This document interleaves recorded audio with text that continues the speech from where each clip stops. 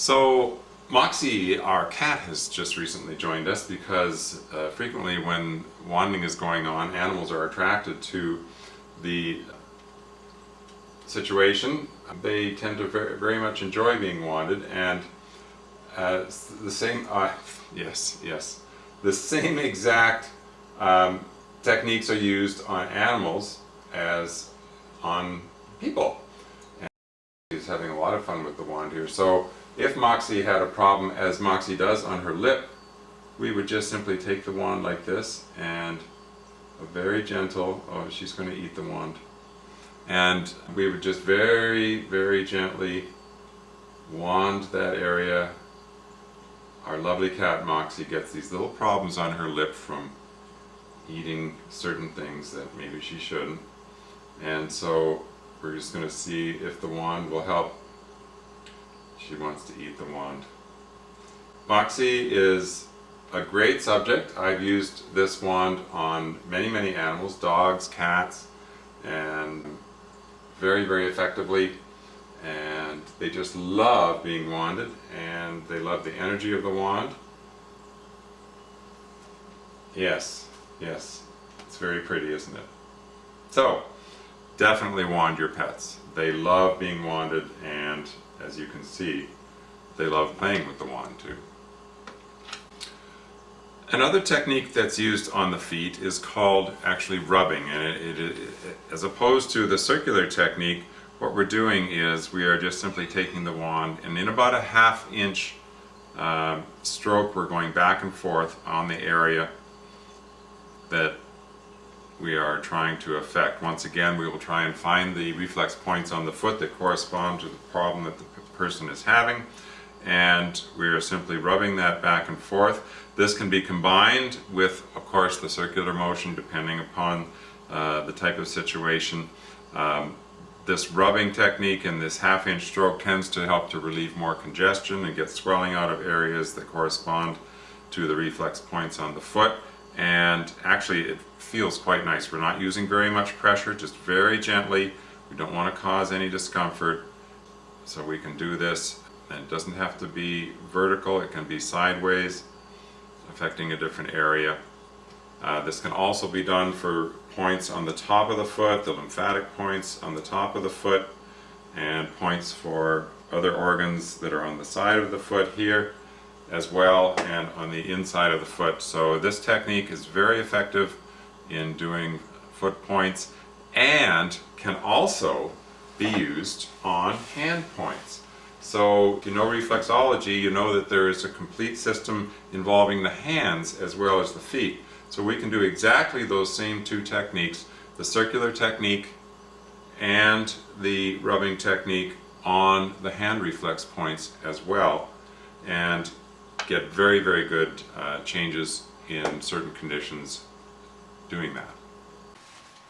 So what I'm doing at the moment is I'm actually wanding a glass of water.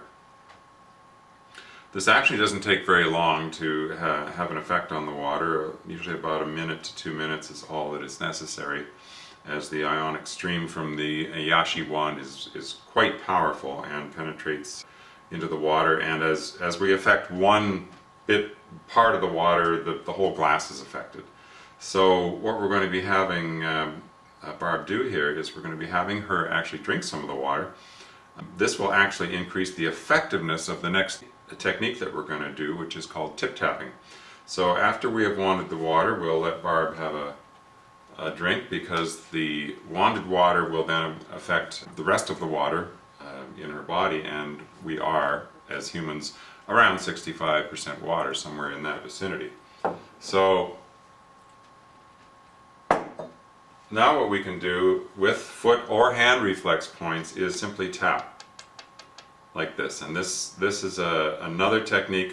It can be alternated with previous techniques that we've talked about for the feet. And so we're just gently tapping on the reflex point, and it doesn't take much to get the energy moving this way. It's a very gentle tap, it doesn't have to be hard, and it doesn't take very long, 1 to 2 minutes, and we can do various points If we have our reflex maps, it's a very, very good idea. And this tends to get energy flowing in the body very, very quickly and very effectively, especially when you have consumed some of the wanded water immediately prior to the treatment. The next technique that we're going to talk about is called side brushing, and we use the side of the wand as opposed to the tip of the wand. We're using the side of the wand and we're just gently brushing the tissues. Just like this. This is, yes, Moxie wants to get in on the action here. This is very, very good for bruises and wounds and for rashes, stimulating the healing of tissues. Extremely good for under the eyes. People can do this on themselves in the evening. Helps with swelling, and if your cat's involved, it's even more fun. So we just want to go very gently along those tissues, and you can do this on yourself, you can do it on someone else, and this is a very good technique. You don't have to twist the wand, it's just the side of the wand, and it's a very gentle back and forth movement, just like this, and is extremely, extremely relaxing as well. Another effective technique for blocked energy is called stroking, and what we're actually doing is we're using the tip of the wand and very gently on the skin like this, and we are simply moving the tip of the wand toward the hand. It can be done on the leg, going toward the foot to help get energy flowing when the energy isn't flowing. And sometimes there might be problems with congestion, nerve congestion, circulatory congestion, and this will in many cases help to unblock those energies and get them flowing. So stroking, we can use shorter or longer strokes, and this stroking is simply to get that energy moving when it's been blocked. Crosshatching is another technique that helps to loosen up toxins and get circulation moving. It's actually quite simple. It's a alternating pattern for about 10 seconds, and we're covering an area of about, say, 10 square inches, about 2 or 3 inches across and 3 or 4 inches lengthwise. After 10 seconds we change our direction. Now we're going across the area, and we go another 10 seconds like this, covering the same exact area, and then we switch again. And this will have to be done for a period of a few minutes.